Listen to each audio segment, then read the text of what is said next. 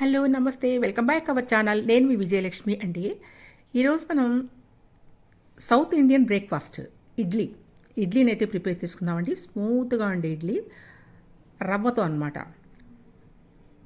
ఇప్పుడు రవ్వతో అయితే మనం ఇడ్లీని అయితే ప్రిపేర్ చేసుకుందామండి ఈరోజు మన ఛానల్ నుంచి. దానికోసం అయితే ఈ కప్పుతో ఒక కప్పు మనం మినపప్పు తీసుకొని నానబెట్టి పెట్టుకున్నామండి. అదే కప్పుతో రవ్వ ఒక 3, అదే మెజర్మెంట్తో 3 తీసుకోండి. ఒక కప్పు మినపగుళ్ళు తీసుకోండి, నానబెట్టండి. 4 అవర్స్ నానబెట్టండి. అది నానబెట్టినప్పుడే ఇది కూడా నానబెట్టుకోవచ్చు అండి. రవ్వ కూడా మీరు 4 అవర్స్ నానబెట్టినట్లయితే స్మూత్గా ఇడ్లీ మెత్తగా బాగుంటుంది.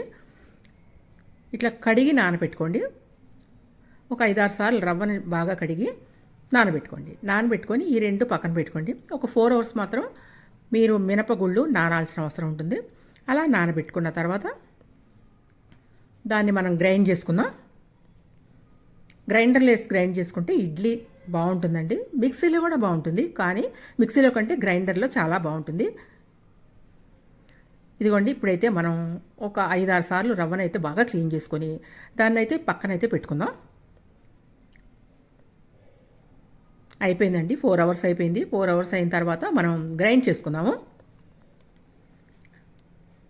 నమస్తే అండి, వెల్కమ్ బ్యాక్ అవర్ ఛానల్. నేను మీ విజయలక్ష్మి.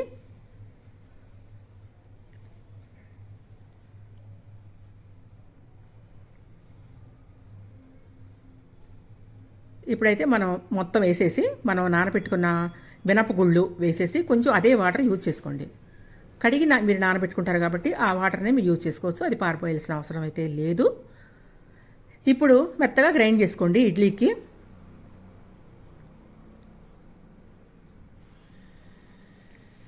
నేనైతే ఇడ్లీ పిండి కొంచెం పక్కకు తీసి దాంతోనే గారె వేస్తానండి. ఎప్పుడైనా గారె తినాలి అని నాకు ఇష్టం ఉన్నప్పుడు ఇడ్లీ పిండి నలుగుతూ ఉంటుంది కదా, కొంచెం ముందు తీసేస్తాను అనమాట. ముందు తీసేసి దాన్ని పక్కన పెట్టుకొని దాంట్లో కొంచెం పచ్చిమిరపకాయలు కలుపుకొని వేసుకుంటాను. భలే ఉంటుందండి, మీరు కూడా అలా ట్రై చేయండి. ఇదిగోండి, ఇప్పుడైతే మాత్రం మనం ఇడ్లీలోకి చట్నీ అయితే ప్రిపేర్ చేసుకుందాం. ఇలా పచ్చిమిరపకాయలు తీసుకుందాం, ఒక 1/2 డజన్ పచ్చిమిరపకాయలు. ఆయిల్ అయితే కొంచెం 1 స్పూన్ అయితే యాడ్ చేసుకుందాం అండి. వేరుశనగ గుళ్ళు, ఇదిగోండి వేరుశనగ గుళ్ళు ఒక 50 గ్రాముల వరకు యాడ్ చేసుకోండి. ఈజీగా చేసుకొని మంచి ఆరోగ్యకరమైన చట్నీ అయితే మీకు నేను చూపిస్తాను ఈరోజు. చాలా బాగుంటుంది. ఇది చేసుకోవాలంటే మన లేడీస్కి కానీ ఎవరికైనా సరే చాలా చాలా ఆరోగ్యానికి కూడా మంచిది.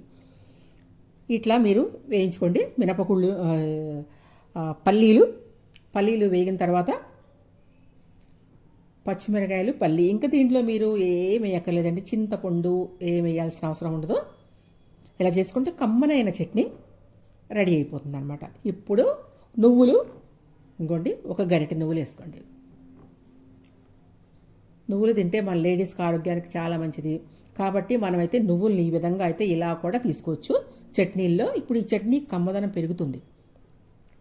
అంతేనండి, అలా వేయించుకోండి. వేయించుకున్న దాన్ని జార్లో వేసేసుకోండి.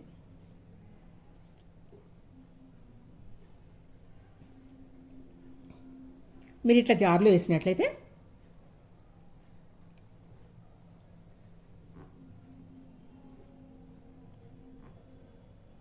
వెల్లుల్లిపాయ కొట్టేసానండి నేను. సాల్ట్ మనకు తగినంత, మనం ఎంత తింటే అంత. నేనైతే 1/2 స్పూన్ వరకు వేసుకున్నాను. అంతేనండి, గ్రైండ్ చేసి మనం దాని అయితే తాలింపు పెట్టుకుందాం. ఇప్పుడైతే తాలింపు బౌల్ అయితే పెట్టుకుందాం అండి. దాంట్లో అయితే 1 టేబుల్ స్పూన్ యాడ్ చేసుకోండి ఆయిల్.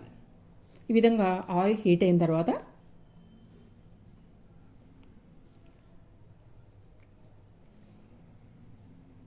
మనకైతే ఆయిల్ హీట్ అయిపోయిందండి.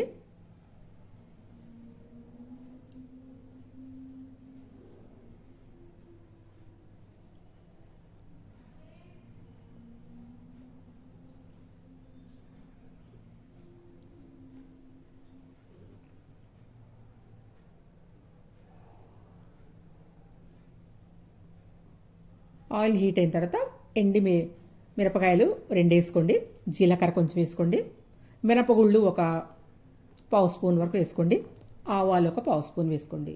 ఈ విధంగా ఆవాల్ని చిటపట అన్నివ్వండి. మంచి అరోమా వస్తుంది. ఆవాలు చిటపట అంటేనే మీకు ఏదైనా టేస్ట్ ఉంటుంది. ఈ విధంగా ఆవాలు చిటపట అన్న తర్వాత కరివేపాకు వేసుకోండి.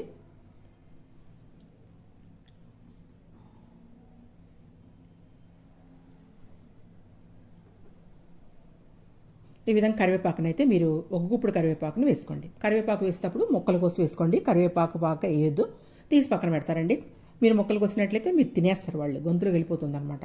ఈ విధంగా అయితే మనం చేసి పెట్టుకున్న చట్నీలో తాలింపు అయితే యాడ్ చేసుకొని మనమైతే ఇడ్లీలోకి చట్నీ ప్రిపేర్ చేసుకొని కమ్మనైన చట్నీ, ఆరోగ్యకరమైన చట్నీ ప్రిపేర్ చేసుకుని అయితే మనం పక్కన పెట్టుకున్నామండి. మనం ఏది తిన్నా కూడా ఆరోగ్యంగా తింటే మన బాడీకి చాలా మంచిది. కాబట్టి నువ్వులు అనేది మనకి చాలా బాడీకి చాలా మంచిది లేడీస్కి. కాబట్టి ఈ విధంగా మనం మార్నింగ్ తీసుకుందాం. ఇదిగోండి ఇప్పుడు మనం కడిగి పెట్టుకున్నాం కదా రవ్వ, 6 సార్లు కడిగేసానండి. 6 సార్లు కడిగి చక్కగా నీళ్ళన్నీ ఉంచేసి ఇలా గట్టిగా పిండి మనం గ్రైండ్ చేసి పెట్టుకున్న మినప పిండిలో యాడ్ చేసుకుందామండి. ఇదిగోండి మినపపిండిలో మనం గ్రైండర్లోనే ఉంచేసామండి. అది దాంట్లో కలిపి పెట్టేసుకోవచ్చు. నైట్ అంతా కలిపి పెట్టేసుకొని మార్నింగ్ లెగవంగానే మనం వేరే బౌల్లో తీసుకొని ఫ్రిడ్జ్లో పెట్టుకోవచ్చు. ఇంకా మిగతాది మనం వేసుకోవచ్చు అనమాట. ఇంకా వేరే బౌల్ గిన్నె పెట్టుకోవాల్సిన అవసరం లేదండి. మన గ్రైండర్ దీంట్లోనే పెట్టేసుకోవచ్చు. ఇట్లయితే మనం ఇడ్లీ రవ్వని పిండేసేసి వేసేయండి. వాటర్గా అయితే వేయొద్దు, కొంచెం పిండి వేసేసేయండి. ఇలా పిండి వేసేసి కలిపి పెట్టుకోండి. అది నైట్ అంతా అలా ఉండాలండి. నైట్ అంతా ఫర్మెంటేషన్ అయిన తర్వాత మార్నింగ్ మంచి రుచికరమైన ఇడ్లీలు రెడీ అవుతాయండి. మెత్తగా ఉంటాయండి ఇడ్లీలు.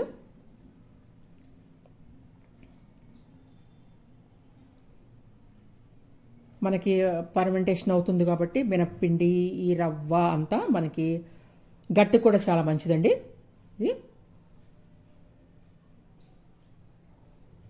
ఇట్లా కలుపుకోండి. మనకి జ్వరం వచ్చిన వాళ్ళకి కానీ ఎవరైనా సిక్ పేషెంట్లకు కానీ ఇడ్లీ ఎందుకు పెడతారనుకుంటున్నారు? గట్కి చాలా త్వరగా మనకి మంచిది, తొందరగా డైజెస్ట్ అవుతుంది అని చెప్పేసి ఈ ఇడ్లీని ఆ పేషెంట్లకు కూడా పెడుతూ ఉంటారు. పేషెంట్లే తినాలని అంటే పేషెంట్లే తినాలనుకోవద్దు, మనం కూడా తినొచ్చండి. ఇట్లా మనం రవ్వని కలిపేసేసుకొని నైట్ అంతా సోక్ చేసి మూతేసి పక్కనైతే పెట్టుకోండి.